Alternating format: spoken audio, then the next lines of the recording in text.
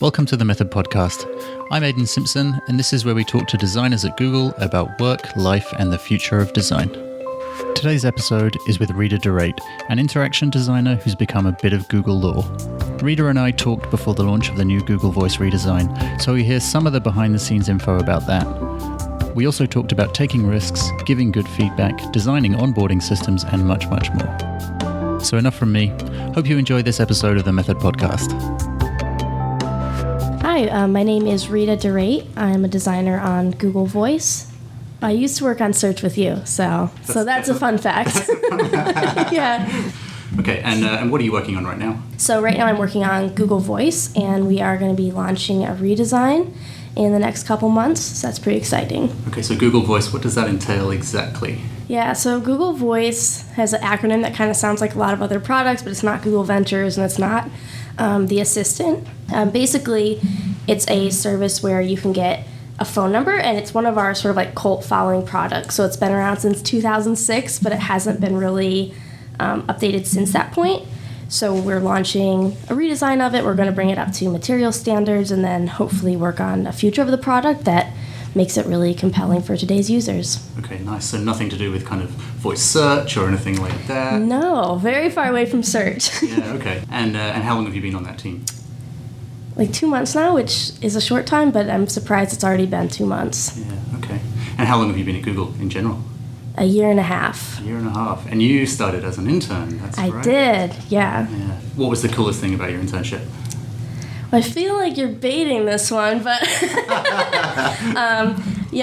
I got to get coffee with other design interns with Sergey, which was pretty exciting and kind of crazy. I think you have to tell the story behind that.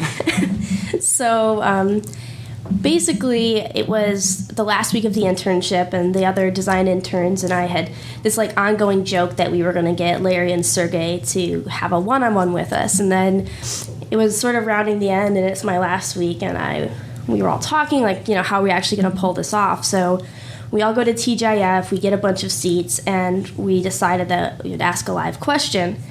And because I just wanted to make it happen, I kind of volunteered myself, and so the whole TGIF is happening, and I'm like writing down what I think I'm going to say. So the time comes, and I ask a live question, and the gist of it was, what did I say? I said, oh, you know, we've all had such a great summer. We've all had a lot of one-on-ones with people across the company.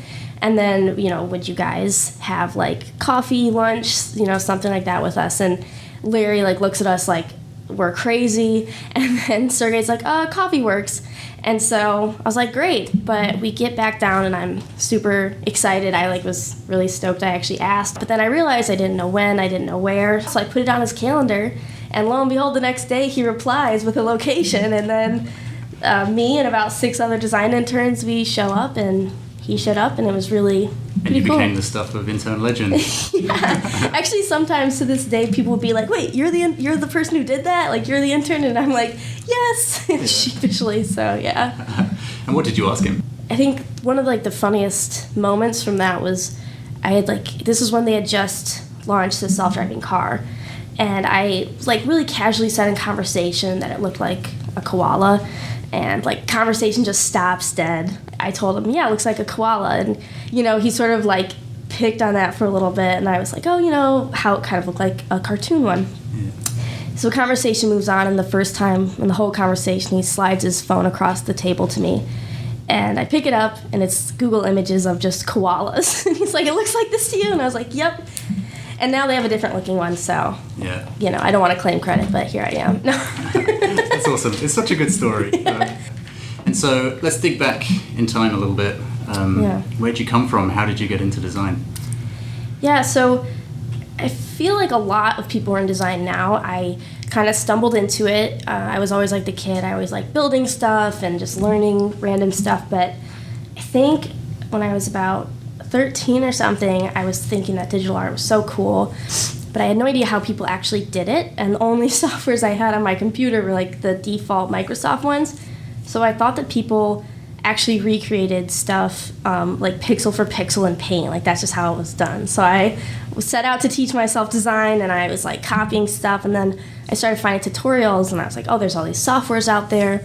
So I get this copy of Photoshop that's like Adobe Elements, like the bad version of CS2, and it was like really stripped down. I don't even think there was layers, but I started using it to like follow these other design tutorials when I was making digital art. And of course my friends and family are supportive and great and like, oh, that stuff's cool, blah, blah, blah, but I wanted to get better. So I was kind of a nerdy kid, and I was reading Forbes or something, and there was this article about crowdsourcing, and I found this crowdsourcing website. And of course now I wouldn't highly recommend crowdsourcing to any designer, but I thought, oh, you know what would make me better? A client's opinion.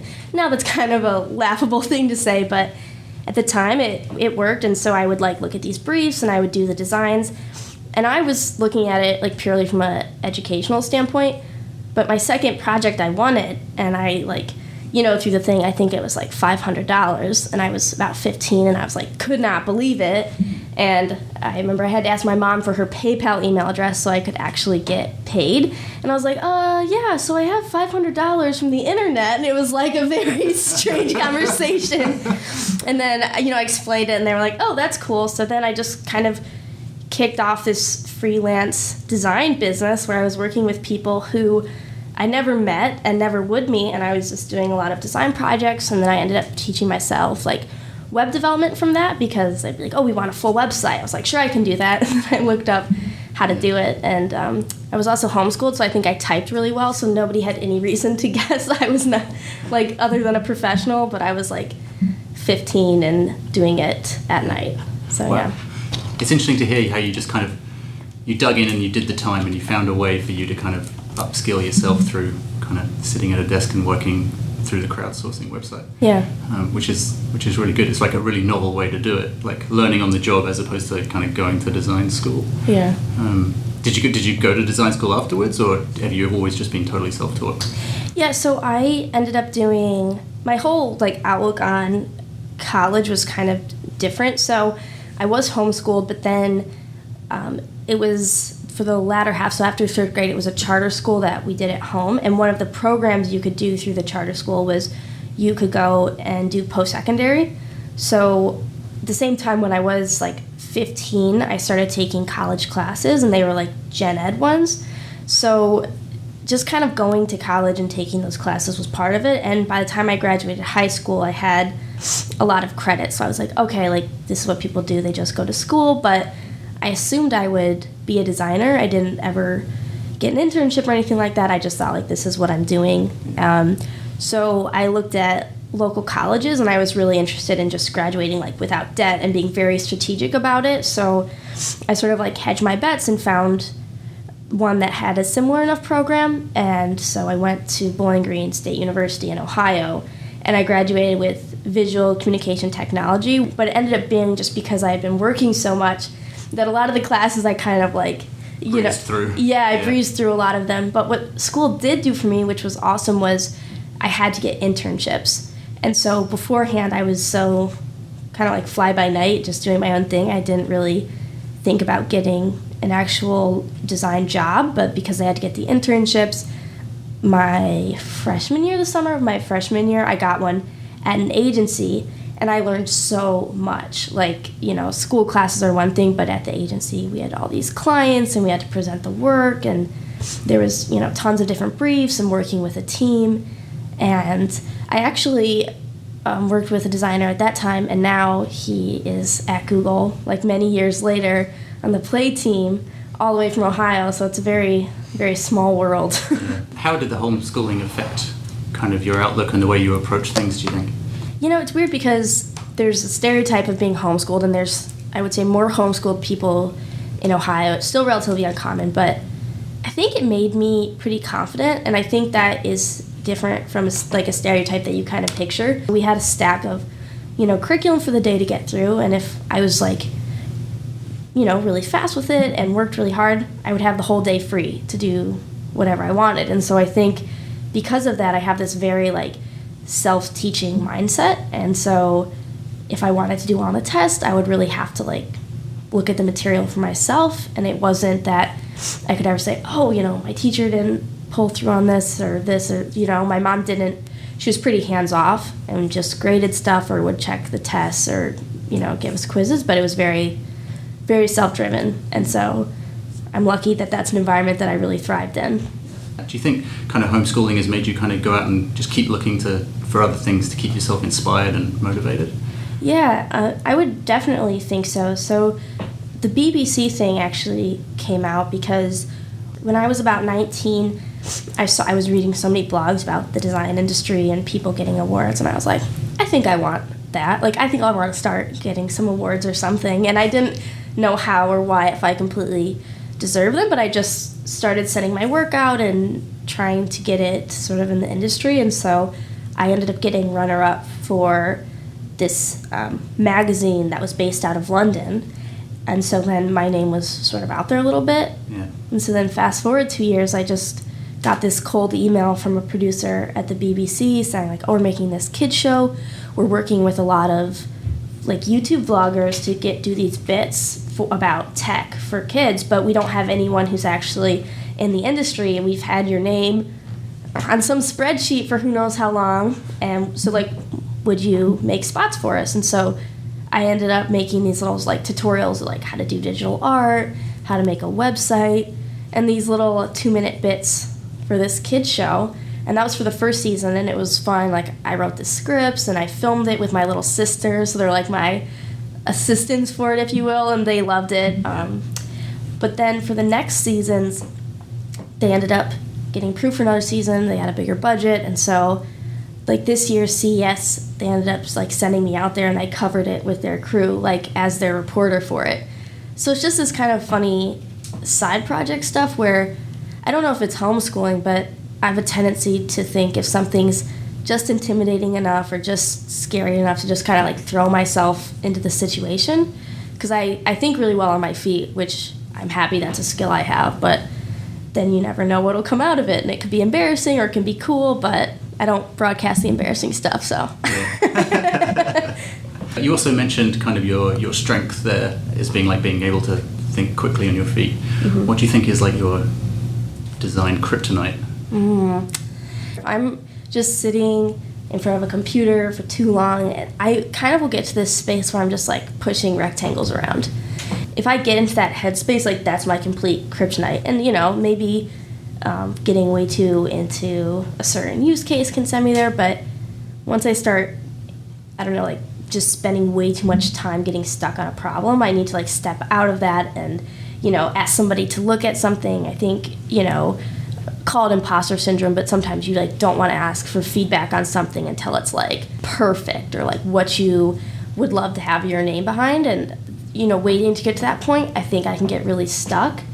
And so it's just about sort of like kind of being a little humble about it, stepping aside and knowing that like for the sake of being productive and happy and not in a just looping other designers in on the product, and not to like plug for the company we work in, but there are like a lot of cool people who work here, and they're totally willing to lend a hand, and people love to. Yeah, they like to solve other design problems, that's for sure. Exactly. Well, it's nice too, like if you're working on a product and you're stuck in something and somebody else is like, hey, what's your opinion of this?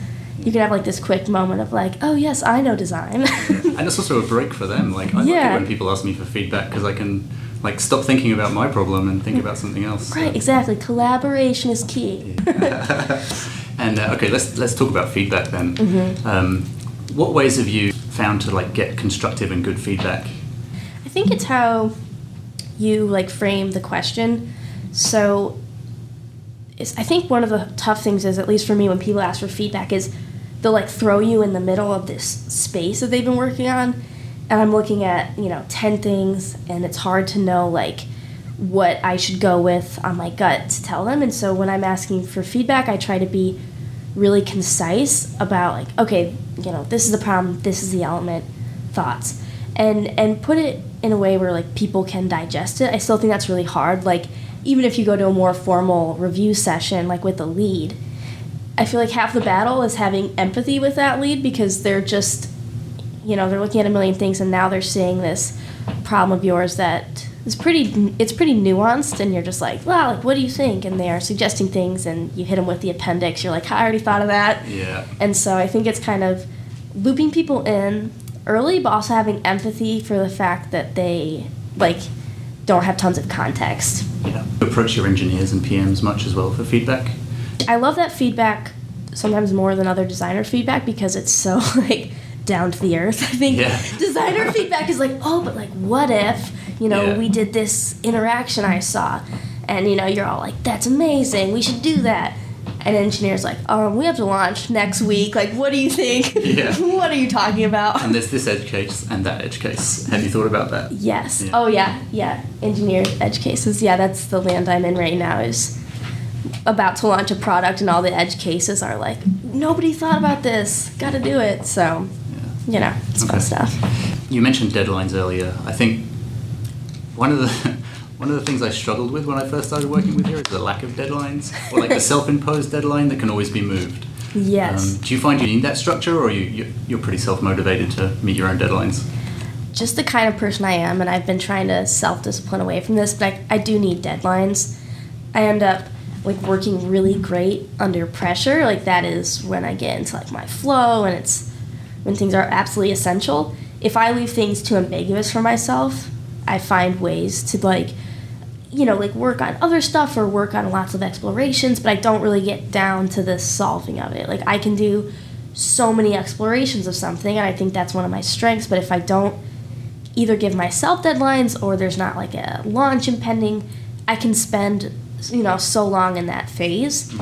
And it's really important to be like, okay, time to make decisions. Like, what do you care about? What features do we care about? And just really do that. And so I try not to move my personal deadlines. Yeah. I try to set up reviews that feel maybe a little bit too close, just because I know that, like, when I just have that little bit of, like, a fire, that's when I really perform at my best. And so, yeah. All right, let's talk about Google Voice. As you mentioned before you started on search, what was it that drew you to the Google Voice team?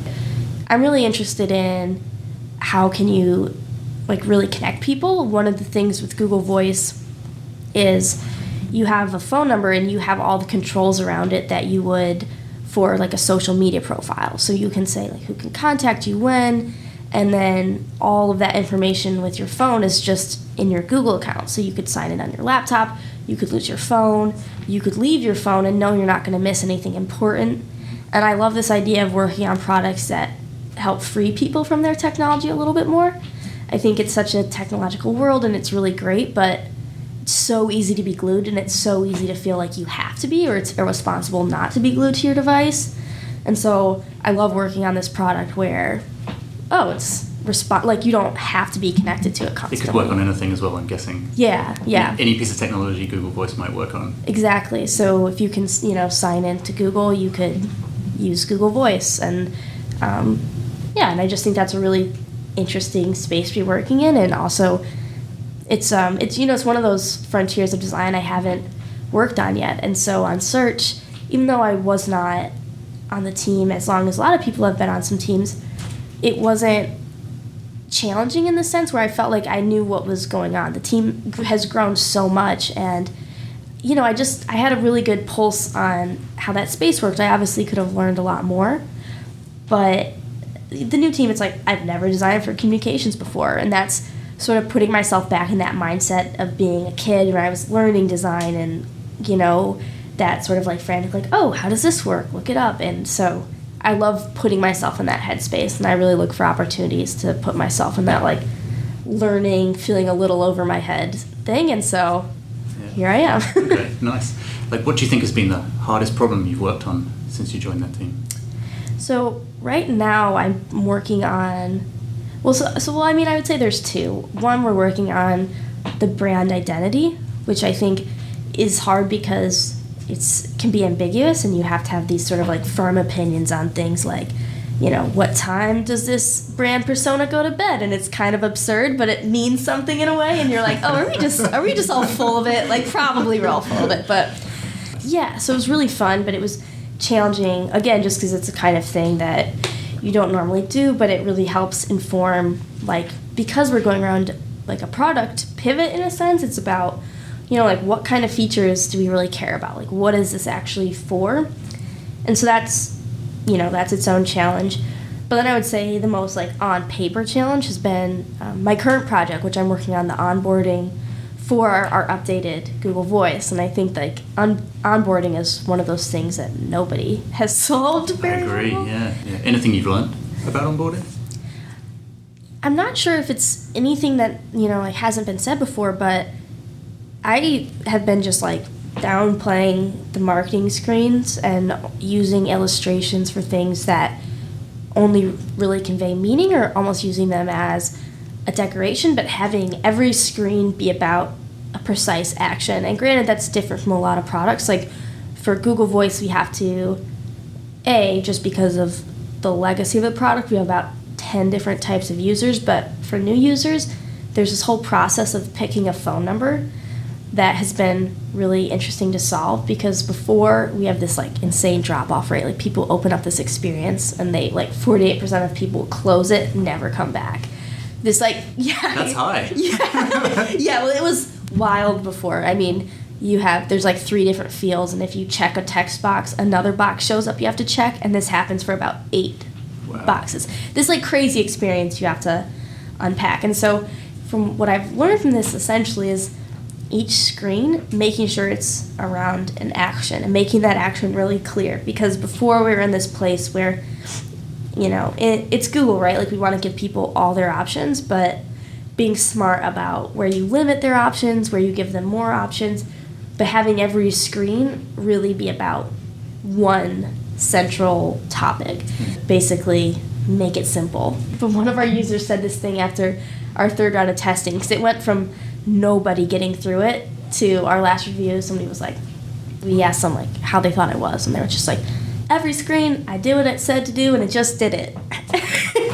And we were like, that's like the best feedback ever. It sounds pretty underwhelming, but like we were stoked about that. So we learned something in Photos as well recently about users in India who don't actually speak English, but they look at the pictures of that onboarding and they rely on that picture to tell them exactly what they need to do.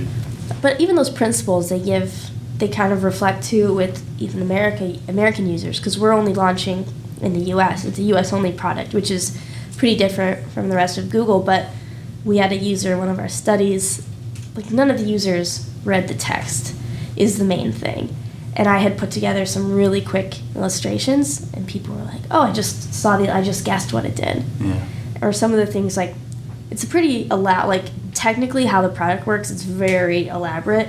And so a lot of our old copy would explain that, and some of our old designs were really using that old copy, and people would just blaze through the screens and just be like, continue, continue, continue. And then they'd get to a stage like picking their phone number, and they would be so confused. Like they had no idea why they were seeing this box. They didn't know.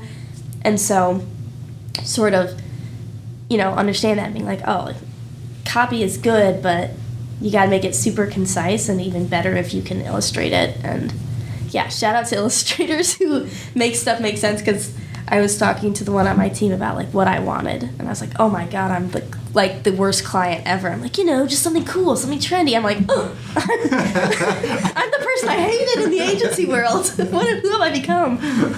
But if you could go back to that 15-year-old self sitting in front of a computer about to go on a crowdsourcing website, what advice would you give to yourself now? I would probably say, don't doubt yourself so much. I feel like I went a lot of my career, and even now, just kind of thinking like, oh, I'm good, but I'm not good enough yet. Or I would tell myself to oh, you should wait before you do this, or you shouldn't apply for this because you might not get it. And so when I applied for my Google internship, actually, that was a very spur of the moment thing, and I thought it was this completely far-fetched, I just wouldn't get it. I didn't have any references. I didn't know anybody at Google, and it was just this company I wanted to work for. But I would love to tell 15-year-old me, no, just do it. If you underestimate yourself, other people are going to as well, because you're not putting yourself in the way of doing something exciting. Yeah, great. That's good advice. There's a million questions I could ask you from that, but I think we'll call it there. Cool. All right. Thanks so much, Rita. Thanks for your time. Cool. Thanks. All right. Alrighty, just a final word from us at Google Design. Did you know you can sign up for Google Design's quarterly newsletter, covering the latest and greatest design stories from Google and beyond? All you have to do is go to design.google/newsletter, put in your details, and receive all this goodness straight into your inbox. One of my favorite parts is actually the 5 things to love right now section. This is a curated list of cool things chosen by people at Google, and I always learn something new. All right, that's it from us.